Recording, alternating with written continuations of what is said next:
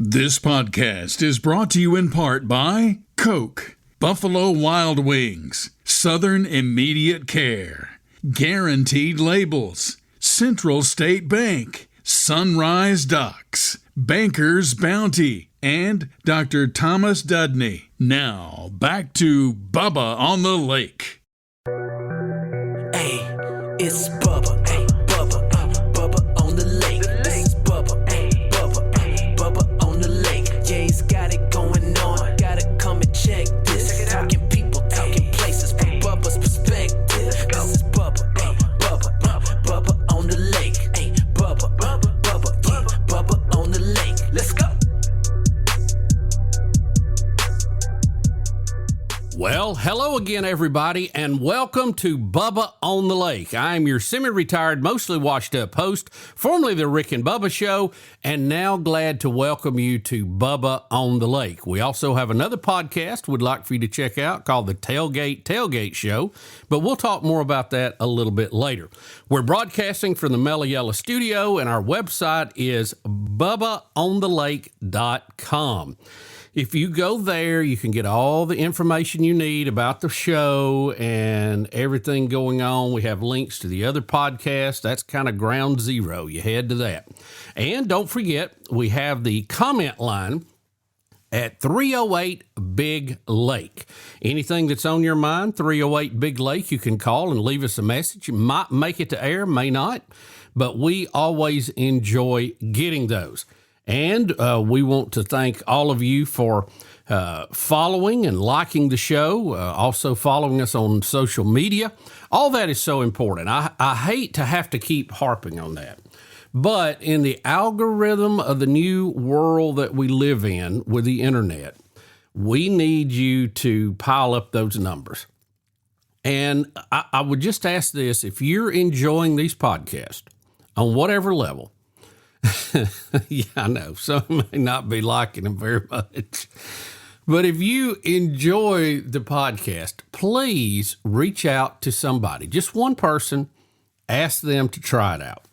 Because I'm still amazed. I mean, everywhere I go, almost every day, I run into somebody, and the conversation will go like this. Hey, Bubba. Miss you on the radio. Love this, love that. And, you know, that great time we had for 31 years. And I tell them, you know, I miss it too. Thank you for listening. We had so much fun. And then I will ask them if they're listening to the podcast. And they will say, well, no, I don't know how to get podcast.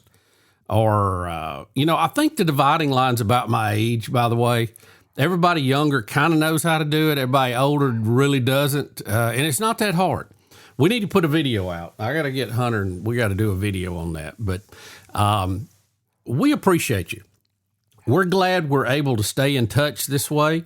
And really, we've just scratched the surface. We've had some really entertaining guests on, but we've just started with what we want to accomplish with this. We do want to take it on the road. We do want to do some other things. We want to have some more fun, some craziness with it. But it's a process, and a lot of it is limited by technical ability, what we can do, what we can afford to do. But we're working on that. It's literally a week-by-week thing. Okay, we got a really good show today. We're going to introduce you to a young man. You may have heard of him before. You may not. His name is Brilyn Hollyhand. Now, Brilyn, I actually met him years and years ago at a Scott Dawson event. He's going to bring it up in the conversation. And I had totally forgotten about it. So he is a very bright, articulate young man who is out there on the cutting edge, the tip of the spear, if you will, fighting for the American dream, for free speech, for our rights and beliefs as Christians. He is currently on a tour for Turning Point USA, and he's been really brought to the forefront with the terrible assassination and murder of Charlie Kirk. And he is just one of those, I call them little saplings that have stepped in where a tree fell and is filling the gap. And as we're recording this, I was just watching a news story about a Turning Point USA event at Montana State, and it is packed. 3,000 people there cheering, wanting to talk about our country, wanting to talk about free speech. You know, and I know some people want to try to make this into some kind of weird movement or whatever, but I don't get that. I don't get it at all. I support Turning Point USA and what they were doing 100%. I mean, they are promoting God. They're promoting country. They're promoting family. They're promoting individual. They want you to enjoy the full benefits that God have given you as a person and to be living in this wonderful time in the blessed United States of America. Now, is everything perfect here? No. Has it always been perfect? No. Will it ever be perfect? Probably not. I'm just going to go with the odds on that. But it's the best game going, guys. If you look back through human history, the way we are living right now, the level we're living right now, it's unheard of. It's unheard of. And of course, we get used to what we're doing, and we think that it's not as good as it could be. But when you look at what even our parents, our grandparents, or our great-grandparents had to deal with, it is unbelievable. I mean, we have dogs living in the house now, for crying out loud. You can probably hear one barking in the background as the barkers are up and at it again today. But it's what a blessing, just what a blessing every day is. And we have so many friends that are dealing with sickness. We have some that are dealing with family issues and divorce and one thing and another. And, you know, those things make life hard. I got that. But we are still so blessed every day. I don't think we fully appreciate it. I know I don't. I take it for granted. I will admit that. And the couple of health issues I've had to work through the last few years, when you're laying there in the hospital bed, you realize, you know, when I was out there doing 9 to 5, I had it pretty good. And that will definitely sink in with you. So we're going to talk with Brilyn Hollyhand. He's an incredible young man. There's been rallies going on in Alabama, in Texas, in Montana, and I think Turning Point USA. I know the enemies of Charlie Kirk who tried to kill him and snuff out his message, but all they have done is unleashed an army of the next generation, and we're so excited to see what's going to happen from those young people. We'll be right back and start our interview with him in just a minute. You're listening to Bubba on the Lake. Where's Bubba? I'll tell you where. He's on the lake. You know one thing I love about Buffalo Wild Wings? You can get wings with any of their 26 sauces and dry rubs for takeout and delivery. That's like bringing an entire B-dubs home with you, which you can't do. I tried. I've knocked down so many walls, only to then be told to halt construction because I'm not zoned to be a sports bar. Kind of just looks like a big pergola or something because of the lack of walls. At least these 26 sauces and dry rubs are available to go. Buffalo Wild Wings. Let's go sports bar. All right. It's a beautiful day for football here at the stadium, and we're just about ready for kickoff. Score 0-0. And suddenly, I'm in the mood for a Coke Zero Sugar. Real Coke taste, zero sugar. Now that's a winning combo. Yeah, crisp, refreshing. That hits the spot. When it comes to great taste, Coke Zero Sugar's always on the scoreboard. Coke Zero Sugar. Real Coke taste, zero sugar. Just got that new boat? Let Sunrise Docks protect your investment with Swift Shield boat covers, Neptune boat lifts, and easy ports for your personal watercraft. Plus, they have composite decking that stays cool, designed with your feet in mind. Sunrise Docks is always first in quality, first in service, and first in customer satisfaction. Right off Highway 63, your Lake Martin headquarters, with 2 barges and the most experienced boat lift crew on the lake. Sunrise Docks is your lake life expert. Call 256-392-5200.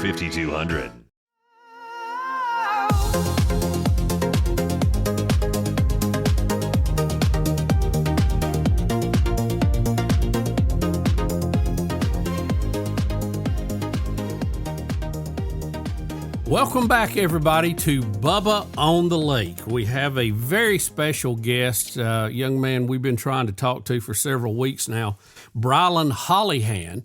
And Brilyn, you are on a campus tour for Turning Point across the country. What is the name of this? Is it campus tours, or how do you say it exactly?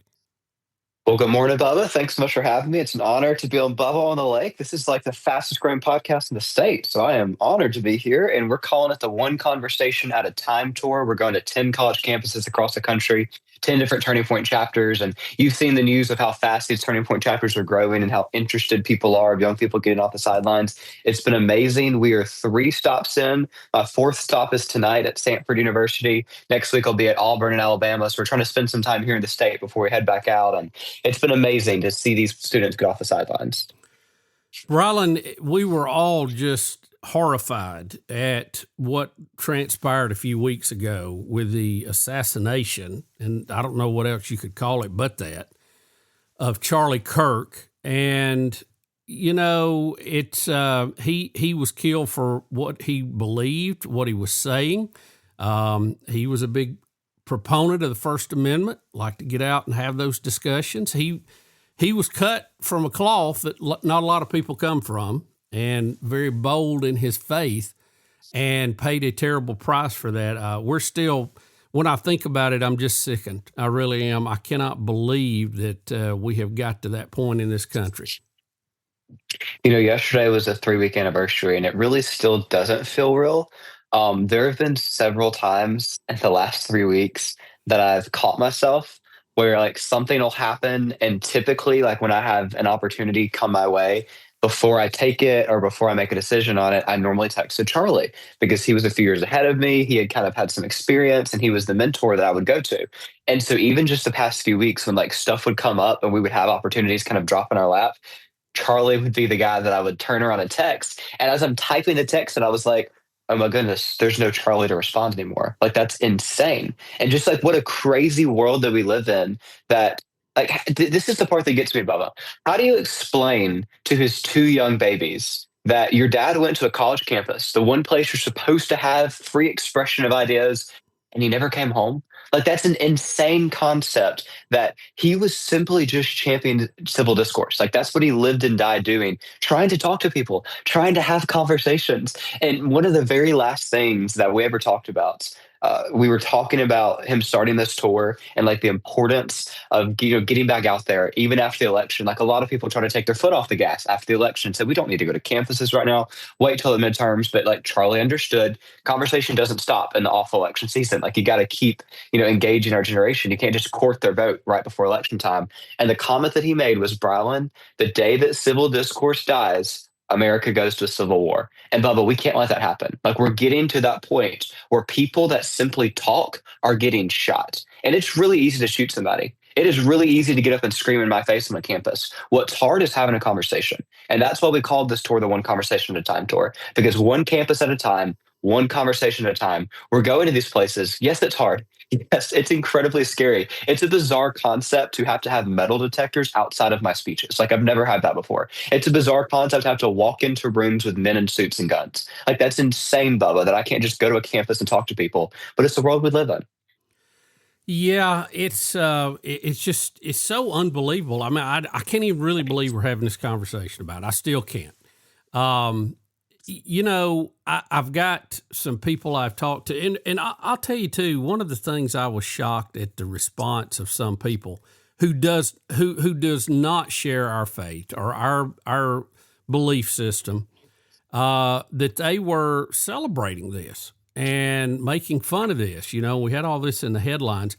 I think a lot of people get confused with free speech and what it's all about. I mean, if you get down, Brilyn, to the purest form of it, it's actually free speech. You're protected from the government.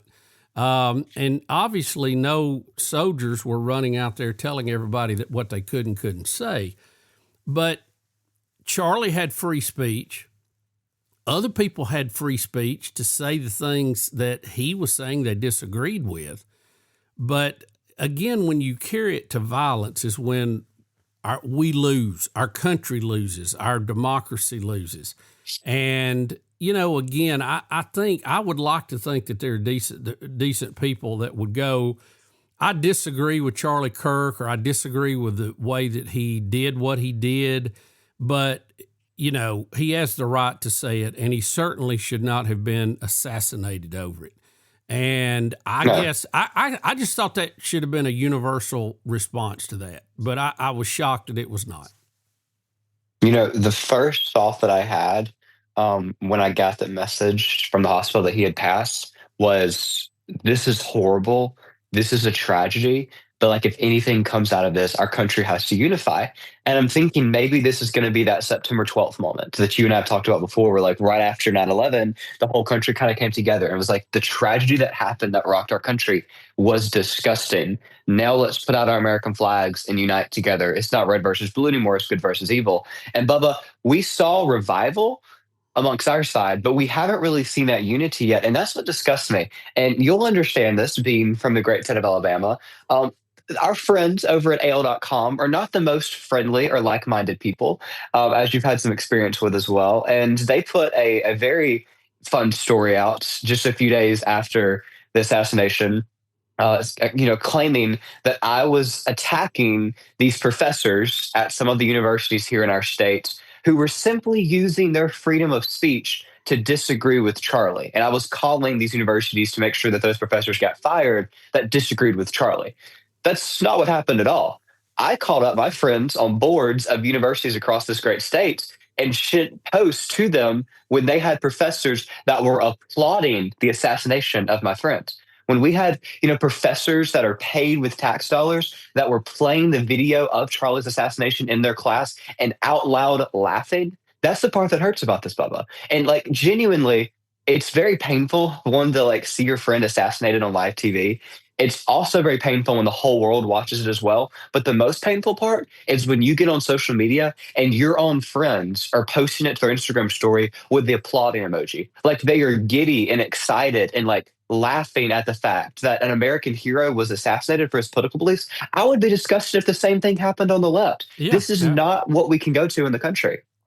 Yeah, I don't want to see some of these people that I think are, off their rocker. It's the nicest way I know to put it, Brilyn. I don't want to see them harmed, but I don't want to see them in charge either. So, I go out and I speak against them and I work against them and I vote against them and I hope they don't get to make the rules. That's how it works. But I'm not going to take up arms. And, that is just it's the purest form of evil. Again, taking advantage of our freedom of the Second Amendment. It's just, I'm just so taken back by what I have seen in the aftermath of this. I guess I shouldn't be. When we had COVID going on, I saw the way people were acting over toilet paper. So, you just begin to wonder, what in the world country am I living in here? And it's got bizarre. And Brilyn, let me speak to this too, and you give me your comments on it. Charlie had an abrasive style. And that's what I was told by some of my and these are Christians. They said, well, I don't care, he gets in everybody's face and he wants to argue and, that's not being the peacemaker and all this stuff. And I said, have you seen the way that Jesus acted? Do you think he was abusive to the religious leaders of that day? I said, he came into Jerusalem. They were hailing him as the Messiah, and the speeches that he made and the actions that he did that week, they were so mad at him by Thursday they wanted to crucify him. So I would have to put that under he was slightly abrasive in his approach. Look at Paul. Look at Paul. Everywhere he went, they tried to kill him. And again, he was telling them the good news, but he was telling it and not backing off the truth of this. And like I say, they tried to kill him every which way they could and finally did. With all the apostles, they all ended up in those kind of setups. And again, I don't think anybody would lay their life down for something they knew was a fake story, which we've always heard that the resurrection was, or that's what they tried to sell it. But, sometimes you just, if you're going to tell the truth, there's some people that are very smooth in their presentation. There's some people that are a little more abrasive. What do you say to that? I would say that the guy that they're calling abrasive was the most effective political operative of our generation. And the people that sat and hold your hand and said, please join the Republican Party, got nowhere. But the guy that went to college campuses and said, hey, let's have a conversation, he got somewhere. And I want to be really clear, like, Bubba, where we stand with Charlie, he could have very easily spent the rest of his long life on this planet doing a podcast from the comfort of his home. He didn't have to go on campuses. Right. He could have written books, did a show, stayed with his family, and his 2 young babies would have a dad to tuck them in tonight. Like he chose to go into these dark places, the darkest places on the planet, college campuses. And he knew the security risk. I've been to these campuses with him dozens of times. We've understood the risk before this. Like, we knew that this was a possibility, and he still chose to do this. And I think that brings to a broader narrative of left-wing violence as a whole. We don't have to live like this. Like, we don't have to live in a country where we have political assassinations. We don't have to live in a country where we have churches shot up and burnt to the ground like we saw this past weekend. We don't have to live in a country, Bubba, where just 3 weeks ago, don't forget, that innocent teenager sitting on the light rail in North Carolina had her throat slit. And the week before that, the horrible preschool in Minneapolis got shot up through its windows while the kids were on their knees praying. We don't have to accept this. We don't have to live in a nation where we just become numb to this, where not only Charlie, but all of these horrible things that happened just in the past month, we just say, oh, that's another news cycle. Let's pick up and keep going. We'll leave it to bigger matters to handle. We have to actually make a course correction. We should have left political assassination back in the 60s. This is insane. Yeah, it really is. And, there's certain groups out there that just seem to be more violent than others. And, people don't like you pointing that out, but it is true. It's the facts. I mean, you can look at the numbers. It's just such a crazy thing. And Brilyn, I look back at the moments before he was assassinated. Such a beautiful day. He was in a state that I would think you would feel safe in if I was speaking and saying what he was saying. I wouldn't think that this would be a place I would have to, have extra security, maybe if I was in, some other places. And just to see what happened in that day. And talk a little bit, because I know you have to deal with this too, security. I've heard people say, well, why didn't they have this? Why didn't they have that? When the president goes in, they have a lot of people, but if you're just a private speaker, you might have 2 or 3 people. You don't have that thing covered on a presidential level. There's no way to do it. Not even close. And most of the time, you're relying on the campus security. And I'm not saying that this is solely on their fault, but there should have been some people on roofs looking out in the situation. Like, that should have been something after Butler, Pennsylvania with Trump last year that we were kind of more aware of than normal. But this isn't something that, people expected going into this. You're right. It was Utah of all places. I really think it's a sad state that you have to have campus security and private security walk you in to give a 30-minute speech on a campus. Like, that's an insane concept, Bubba. And it just keeps spiraling. And now, we just saw they had the first Turning Point event back in Utah 2 nights ago. And they had drones up in the air. They had snipers on the roof. These are private security because Turning Point has to cover all of this. It's not like they have state police out there, protecting just, political pundits that want to come in and talk. You're right. This is not the precedent. There's no Secret Service apparatus. And so it's an insane world that you're spending an insane amount of money on security just so you can talk. Of all places, these campuses are supposed to be the safe haven for civil discourse. And listen, Charlie and I have encouraged people that disagree with us to come to our speeches. I don't know if you've seen Charlie's format before, but when he finishes his talk and opens the microphone, he says, please, if you disagree with me, come to the front of the line. We want to do that first before we have an echo chamber of thought and ideas where people are just constantly applauding him on these campuses and saying, yes, we agree with everything you say, Charlie. He said, please, if you disagree with me, if you're here to protest me, come to the front of the line. I want to give you a priority to let your voice be heard. The person that assassinated him, that coward, could have come to the front of the line like everybody else and had a conversation, and this whole thing could have been resolved. Yeah, he was quite a bird, it sounds like. We're talking to Brilyn Hollyhand. He is on a campus tour for Turning Point. Brilyn, let's take a quick break and we'll come back. I want to learn a little more about you and your background. You're listening to Bubba on the Lake. 1, 2, 3, 4. We'll be right back. When you need urgent care, Southern Immediate Care is here for you. Illness doesn't follow a 9-to-5 schedule, so we offer support 7 days a week at convenient locations throughout Birmingham and Northeast Alabama, dedicated to serving all ages from children to adults. Southern Immediate Care offers occupational medicine services, including DOT physicals and testing. At Southern Immediate Care, your health is our top priority. Visit southernimmediatecare.com or call 205-409-2794. Illuminate your night fishing adventures with the ultimate in submersible fishing light technology. The Green Monster Fishing Light attracts bait fish and game fish in all water environments. Turn any dock into a vibrant feeding frenzy. Compact, tough, and energy efficient. The Green Monster Fishing Light will provide endless hours of family entertainment and enhanced nighttime visibility for safe docking. No dock, no problem. With our 24-inch portable Green Monster Fishing Light, start landing trophy fish tonight. Visit thegreenmonsterfishinglight.com.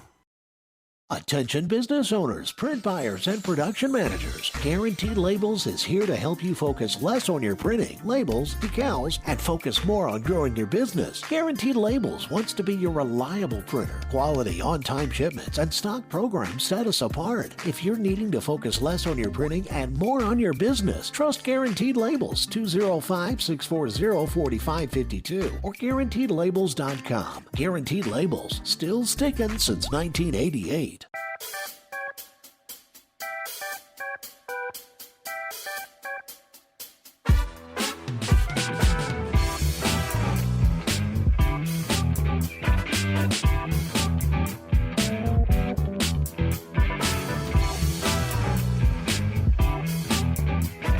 We're back.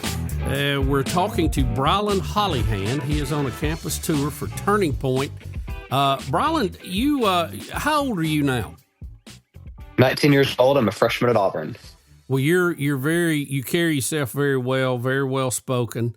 Tell us a little bit about you. Where did you grow up? What is your background? When did you become a believer? Give everybody the background story on Brilyn.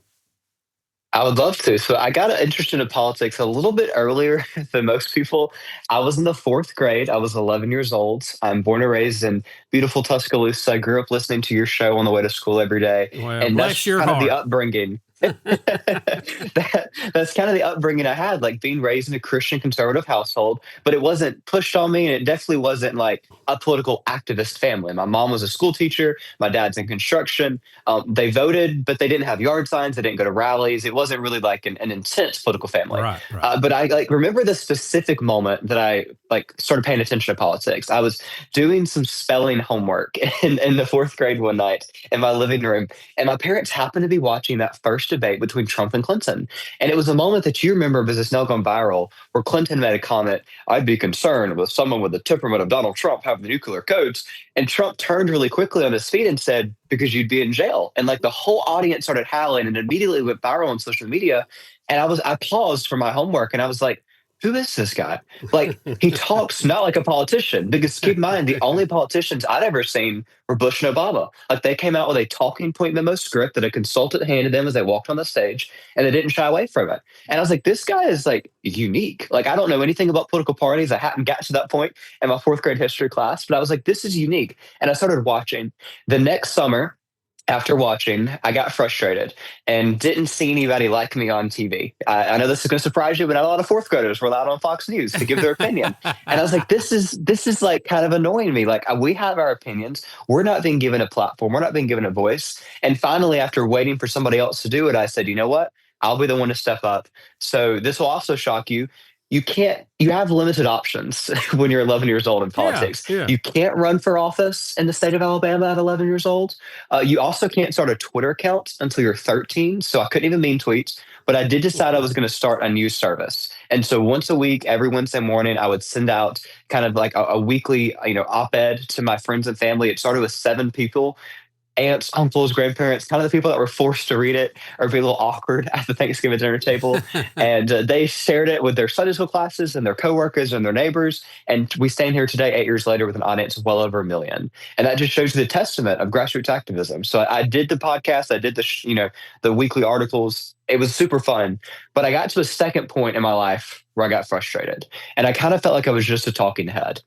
And Bubba, unlike my opponents on the left, that when they get frustrated, they go to their local hair salon, dye their hair blue, get a nose ring, grab a bullhorn, and shut down their college campus.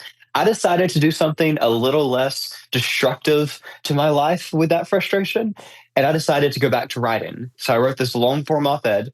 It was titled "The GOP Must Address the Elephant in the Room, Gen Z."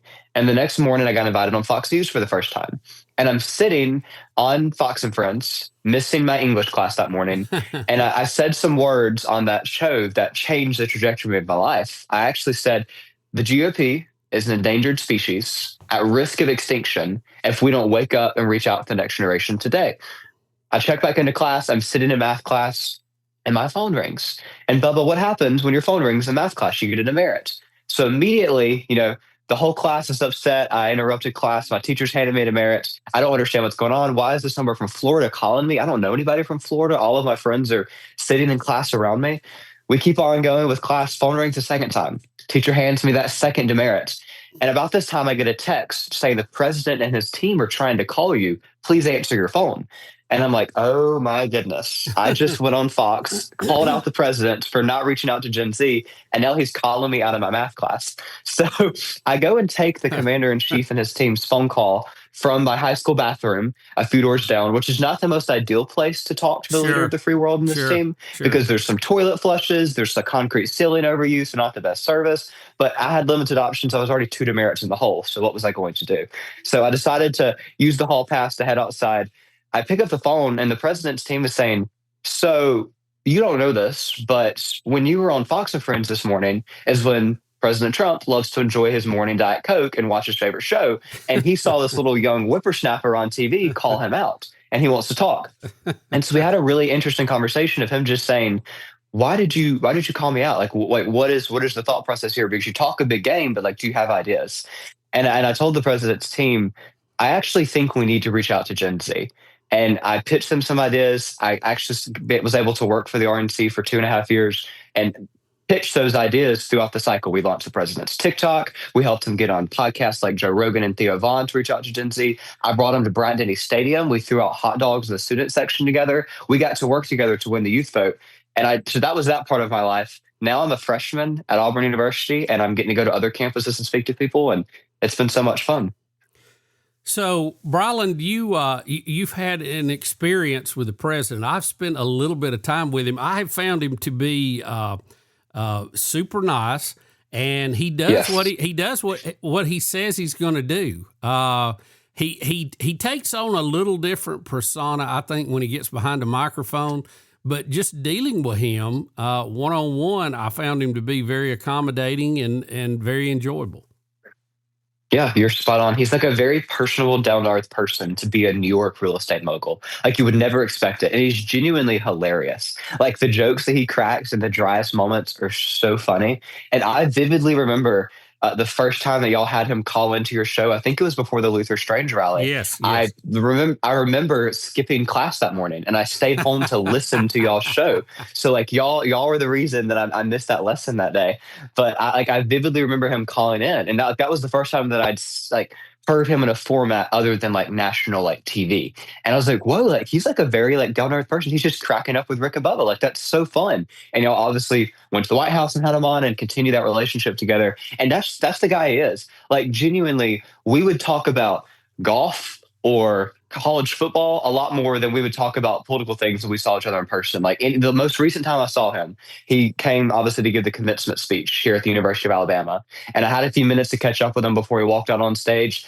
And this is the first time I've seen him since he's been inaugurated. And he's in my hometown. And so I have 5 minutes with him before Nick Saban's going to come pull him and bring him on stage to speak to everybody. So I'm trying to use my 5 minutes, and I'm going through these numbers and statistics and certain states before the midterms that we need him to go to. And I'm trying to, work over here. And he's like, so what do you think about DeBoer? Do you think DeBoer could turn it around? And I'm like, yeah, I think he's got a shot, Mr. President. And I'm like, but Pennsylvania, if you go to Pennsylvania, he's like, no. Is this DeBoer season? And are y'all a basketball school now? He's like, are y'all a basketball school? Is this a basketball place? That's just his personality. He loves to just be a charismatic, down-to-earth person. And I think that's what the media misses so much about him. Brilyn, you had mentioned to me when we were setting up to do this interview, we've actually met before. We have. Tell me a little bit about that again. So the first time we ever met, Scott Dawson and I were going into a fundraiser at the club in Birmingham for Mike Huckabee. You probably remember this. Mike Huckabee came into town and they were doing a big fundraiser. And Scott Dawson and I are going into this event together. It's when Scott was running for governor. And we go to get on the elevator and I hear, I think it was Rick scream, "Hold the door." And so we hold the door and in comes Rick and Bubba and Scott and I. And I'm like terrified because I listened to y'all that morning, like on the way to school. And here I was probably 11 or 12 at the time. I just started. Dawson's campaign was the first one that I ever helped with. And we ride the elevator up together and he introduces us. Y'all were obviously super nice. We had a cool conversation about Huckabee and just like how amazing it is that Huckabee was like such a courageous man of faith and was using that platform and went on with the events. Now, a few months later, at Dawson's election night party, I was actually doing a live stream that night. And so we went around and we're interviewing different people. And I just interviewed Scott and he turns and he goes, "Well, have you had Rick and Bubba on the live stream yet?" And I was like, "No, they were over there at the buffet line last time I walked." And he was like, "I'll go pull them." And so he goes and gets you two over and we start talking. And Bubba, you turned to me and said, "Well, this guy's the next Steve Jobs." And it went viral on Twitter of, Bubba recommending that I could be the next Steve Jobs. And I was like, wow, we had a viral moment thanks to Scott Dawson. So it was pretty cool. That's funny. I remember that. And I thought, man, this guy, he's got all this equipment. He's out here streaming and he's such a young guy. And, I figured that you'd have your own operating system here in a few years. You were on top of it. Well, you're doing great. How is being a college student? You got a little more flexibility with your classes, but how is all this going to play into your education? Because they do expect you to show up every now and then, and if you you get busy on this tour, you're going to have a hard time hitting all those classes. I've actually not missed a college class yet, knock on wood. My class is right after this interview. I've got to go to English and listen to a librarian lecture to me for about an hour. I've made a point to go to the classes. I fly out every afternoon to go give a campus speech, and I fly back that night because I got 8 a.m.s every day. So far, knock on wood, I've made it to every college class because that's why I'm here. And I was planning to take off this semester from travel. Obviously, we just did the campaign with the president. We were crisscrossing the states with him and his team to all these different campuses. I was ready to kind of take a break from travel and be in one place for 6 months. And obviously, after the assassination, when this tour became a possibility, it was an immediate yes of like, yes, we have to do this. Yes, we can't cower. Yes, we won't be silenced. Yes, we need to go to campuses. And so because of that, it's made it a little bit more difficult, a little bit more stressful. I'm doing a lot of homework on flights back and forth to campus, but I'm enjoying it. And I think it's super important. And we're fighting for something bigger than ourselves. And I think that's what makes this possible. Yes, you're right. Like the hours are a lot better than high school. So I'm not sitting in a desk confined for 7 hours every day and trying to fit politics around it. I just have, 2 or 3 classes a day and I can do some of these interviews in between the classes. We're going to see what keeps going. A lot of people in the past 2 or 3 weeks have offered me some really cool positions and some really cool opportunities with the contingency that I drop out of college. And I've turned down some very large figures. I've turned down some very large opportunities because I want to be an Auburn Tiger. I want to graduate from this university. I want to have the college experience of my friends and be here with that political science diploma to kind of back up some credibility to not just this 11-year-old with baby fat and glasses saying he knows what politics is about, but kind of having that understanding a little bit on a deeper level. So I'm excited to be here. I'm enjoying it, and I'll be here for the next 4. Well, that that takes a discipline to do that. When I was in school, I dropped out several times to take jobs, ended up finishing, but we do call it the decade of learning for a reason.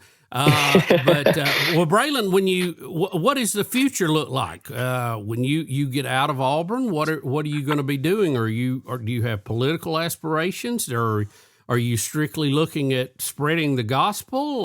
What are you thinking about doing?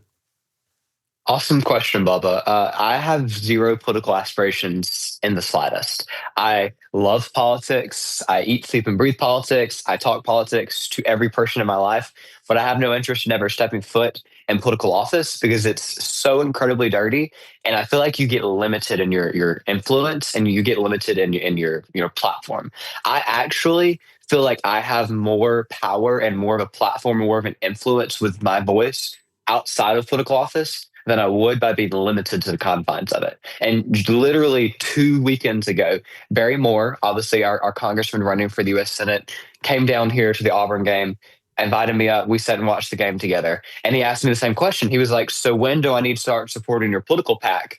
And I was like, it's actually not going to happen because I think that I can do more in my position and say more than you can in your position as a U.S. congressman. And he's like, actually, you're right. And so that's kind of the part that I plan to do. What I'm doing right now, I plan to do for the rest of my life until the good Lord takes me home, wherever that may be, whatever I might be doing. I really want to have this opportunity to talk to people because so many people can go attempt to do this or attempt to do that. And I've been able to, be blessed with this platform by the Lord that legitimately makes no sense, Bubba. Like statistically, an 11-year-old should never be here. An 11-year-old should have never made it to this point in his career already, just starting college. And this is something, there's something here. And I'm just going to keep trusting that plan.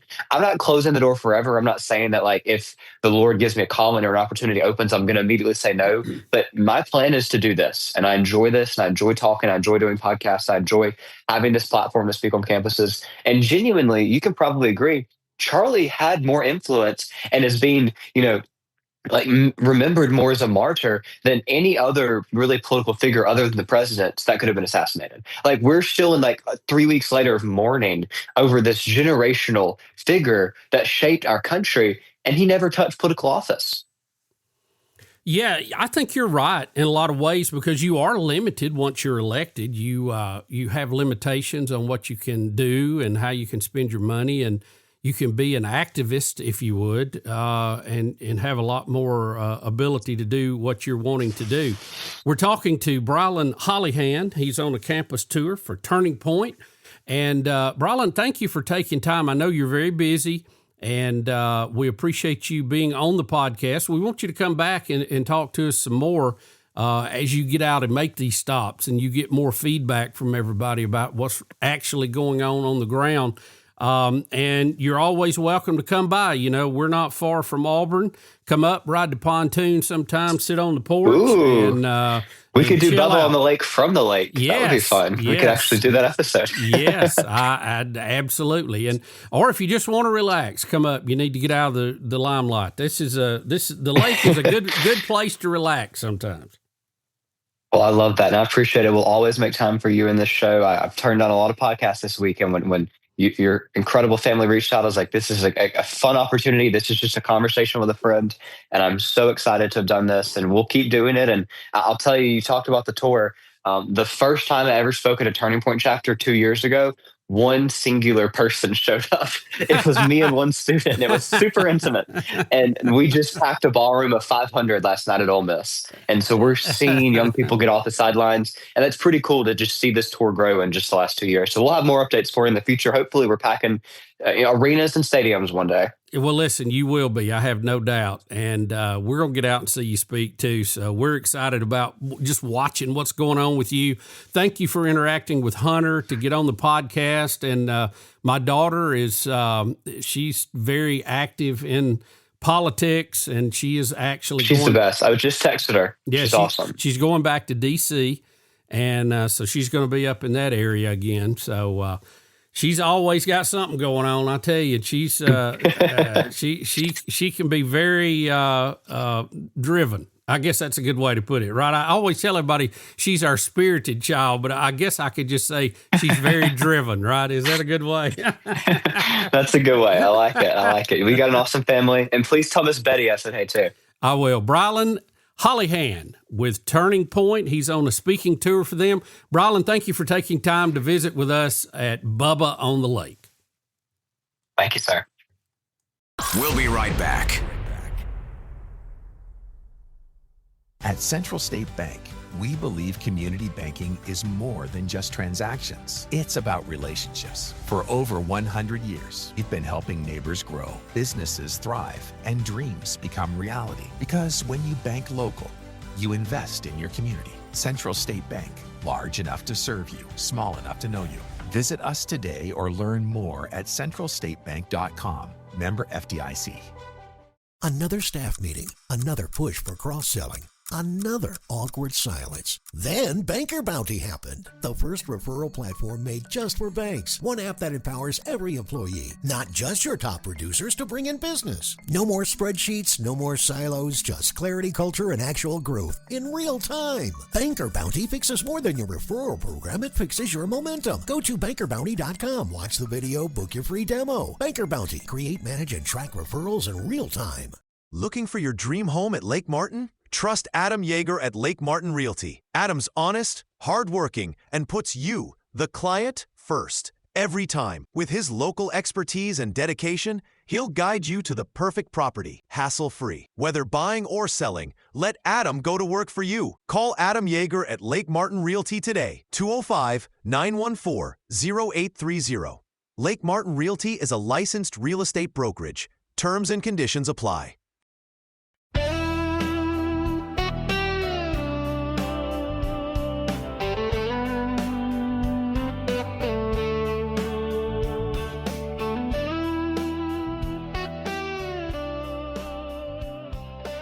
We're back here at Bubba on the Lake. I'm talking to my son, Hunter Bussey. Hunter, how are you?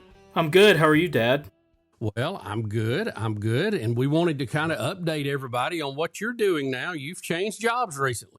I have switched from my role from Southern Immediate Care, which I enjoyed a lot. I got a lot of experience there, made a lot of good friends, but it was time for me to jump out of the nest of Southern Immediate Care and jump into the podcasting world with Dad and help produce this podcast you're listening to now, Bubba on the Lake, as well as the Tailgate Show. So you are the newest and first employee of Intergalactic Pants and Tees. How's that? I'm honored. It's such an honor to have that title next to my name. People are like, what does that mean? I'm like, it's hard to explain to you, but it's a David Letterman reference that only my dad could explain. So yeah, well, that and some others. We probably need to put a FAQ up about that. Well, yeah, we're glad to have you working with us, Hunter. And I know a lot of folks I've talked to who work with their kids, and you know, your mom was a little concerned us working together. Would that harm our relationship? But I think it's all been good so far. And most of the dads I talked to said it was always good to work with their son. Yeah, I mean, I have no complaints. I mean, it's fun. I mean, I'm doing what I want to do in editing and stuff like that and being around technology. So, I mean, it's, you know, something I've always wanted to do and jump in. And people have always asked me, when are you going to get into broadcasting? And I'm kind of, in a way, taking the leap and starting to do that, just, you know, from the bottom of the barrel and climbing my way up to the top. So we'll see what happens. And we're playing with some new technology and some new programs. And, you know, I tell you, we had an ordeal this week. We've been recording some things with Zoom audio. And I got a new iPhone because I was on like iPhone 9. You know, I was a little bit behind, and we got the new iPhone. We couldn't get it all to work right. So we're playing with some other stuff now. Which is crazy to me because no one has these issues. And, of course, who has these issues? The Bussies have these issues. Sure. So, you know, my first, you know, official thing, it's like, you know, someone getting inaugurated in office, and it's like, hey, congratulations, but here's this, and this. There's a hostage situation here. Here's this here. Hey, the economy sucks. Hey, people can't buy their groceries, you know, type of thing. And this is kind of where, you know, I feel like I've been thrown into the wolves a little bit, but we're getting there. We're handling it. And, you know, eventually we'd like to do video because I've seen a lot of requests about that, and we're working on it. We're experimenting. We're trying. It's just hard to do it when you don't have a studio. That's the problem. You need studio lights to do that. We don't have that. The best option we have right now is our kitchen table. Thankfully, we have curtains now, so if we were to record something in the kitchen and it's during the day with the sun shining through, we could do it where it doesn't look like we're, you know, ascending to heaven, and it's not called Bubba on the Lake. It's called the Ascending Podcast. So, you know, we'll see. We'll see what happens. You know, Hunter, as I'm sitting here, I guess I could have been recording audio here on the Road Podcaster because I'm just using it as a mixer right now. I was just looking at that. I'm not recording on there, but I'm recording on Riverside. Isn't that funny? That's funny. Yeah. We're working out how that goes. You know, this is kind of us pulling the curtain back a little bit. We're playing with the program Riverside, which is really one of the really cool programs out there, and it does video. But, you know, the thing about doing video, then we got to dress up. You know, we got to look like TV people, you know. Hey, I mean, I mean, I don't know about you, but I'm wearing our new tailgate hoodie Yeah, on our video. I noticed you've got that, and I don't have one yet. Hey, it's in the box. I'm gonna bring it to you next time I see you. It's just yours is black and mine's the blue of our company logo. Well, those are available online, I have to mention now on the website. Yes, yeah. Several of you have asked about those. And, you know, I'm excited to talk a little bit about the Tailgate show that you're actually one of the hosts of. Yeah. It's me, Dad, and our family friend Nathan Hall, who is just a hoot when it comes to Indianapolis sports. A quote from him from college when I first met Nathan Hall was, "If you're not a Indianapolis sports fan, which is the mecca of United States sports, then we're not going to be friends." And I was like, I mean, I mess around with the Colts here and there. I dabble, but I'm not a fan. He was like, that works. So, you know, we've been friends ever since. But yeah, the Halls are great people. But I enjoy doing this podcast, the Tailgate Show. We've had some friends on there, whether it be, you know, Brad Law to Jim Dunaway to recent friends like Taylor Corn and Emily Grace McWhorter. And then we've had, you know, Spencer Pennington on there as well, former Alabama quarterback. And hopefully we'll get some more guests on there in the future that people know and, you know, people we can introduce y'all to. But I'm enjoying it. I mean, it's fun. It's different. Than what, you know, I've been doing a stream on YouTube for like a year or so, and it's, you know, you just pop on and you're ready to go. You know what I mean? This one, you're having to, you know, talk and know stats and everything else and know what you're talking about, and or at least pretend to know what we're talking about is our favorite tagline from the Not So Primetime Pickers. So, but I'm enjoying this, though. I mean, it's fun. It's something I've always wanted to do, just never thought I could do it because everyone's like, you know, that's big shoes you have to fill there. Well, you know, I'm me, and I'm going to do it the way that I need to do it to be able to get to where I need to get. And, you know, whatever happens, God's got me. So I'm not really worried. Well, we're excited about doing it. And the Tailgate show has been a lot of fun, as you said. And I want to have more fun and expand that, just like I do Bubba on the Lake here. And you've been very good helping us line up some guests like Brilyn that we just had on earlier. Yeah. Which, by the way, great person. Like I've talked to him briefly whenever we were trying to get it figured out, and he was very understanding. He is an extremely busy person with his campus tours right now, and the fact that he set aside time for us, it just made me extremely happy we could get that pulled off. Yeah, he is very busy, and I mentioned in the podcast, I saw on the news Montana State, Texas Tech, I think one was at Alabama. Mm-hmm. It was in the state of Alabama. I think it was University of Alabama. The Turning Point doing these huge rallies. So terrible tragedy with Charlie Kirk, but I think a lot of great things are going to come out of it when all's said and done. Yeah, no, I agree 100%. And the fact that Brilyn's a freshman, too, is just crazy, and he's doing this. I mean, that's something I would never think I would be able to do as a freshman going into Auburn, and it's, you know, a scary world, you know, leaving the nest to go, you know, to a college town. But, you know, with being an Auburn fan most of my life, you know, going up there seemed like nothing, you know what I mean? And then you got someone like Brilyn who's not only taking that leap for himself, but he's also traveling to other college campuses as a freshman, talking about something that someone, you know, who everyone kind of looked up to in a way, who spoke what he believed in, was killed for. So, you know, that thought's got to be in the back of his head, but the fact he's doing it, he's so brave. You know what I mean? And I commend him for that. I mean, that's awesome.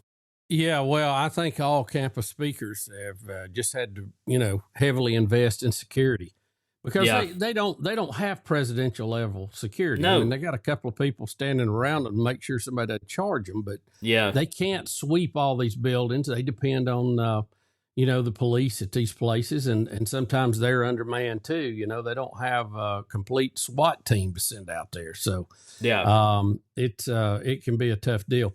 Well, Hunter, thank you. I'm looking forward to working with you some more. And, you know, the Bubba on the Lake is really taking off, and we're getting tailgate going. And I hope we have many more. I know you're wanting to do some other projects. So I'm excited about it. And, you know, we just appreciate everybody letting us and giving us the opportunity to do it.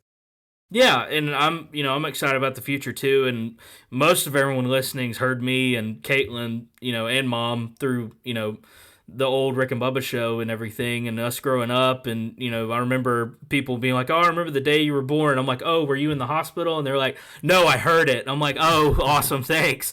I needed that today."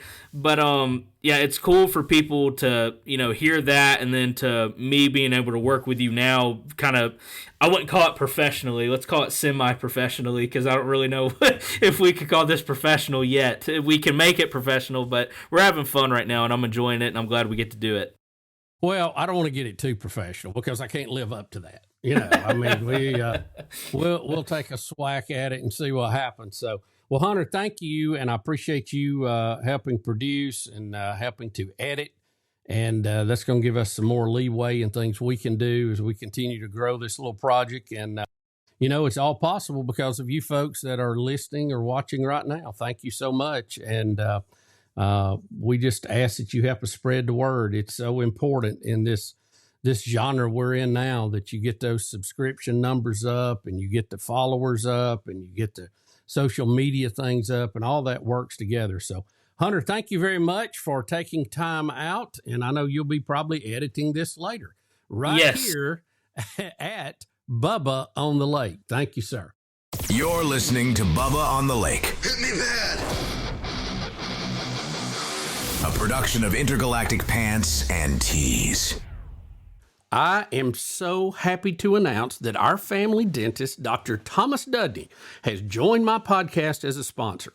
My entire family have been patients of Dr. Dudney and his team for over 20 years. Now, I'm going to be telling you a lot more about all of his services and what he does, but I have to tell you, the veneers that he gave me changed my life. I had no idea how big an impact that would have. You can call him today at 205-663-6545 or visit them at thomasdudney.com and find out more. All right. It's a beautiful day for football here at the stadium, and we're just about ready for kickoff. Score 0-0.